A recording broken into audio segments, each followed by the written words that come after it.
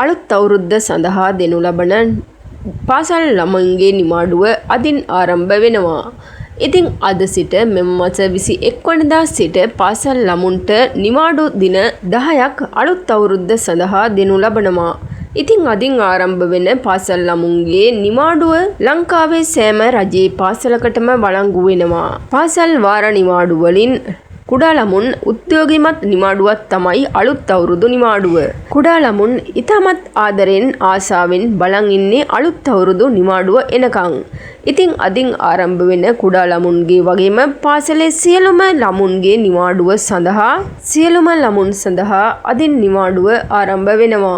සිංහල දෙමළ අලුත් අවුරුදු නිමාඩුව ලෙස මෙම අලුත් අවුරුදු නිමාඩුව පාසල් ළමුන් අතරින් විශේෂම අවුරුදු නිමාඩුවයි. ළමුන්ට චාරිත්‍ර වාරිත්‍ර සිරිත් විරිත් සියල්ලම පැහැදිලි කරන මෙම අලුත් අවුරුදු නිමාඩුව කුඩා ළමුන් කාගේත් සිත් දනවන සුළු නිමාඩුවක්. ඉතින් ළමුන්ගේ දින 10ක අවුරුදු නිමාඩුව ඉතාමත් සතුටින් ගත කරන්න ලැබේවා කියලා අපි හැමෝම ප්‍රාර්ථනා කරමු.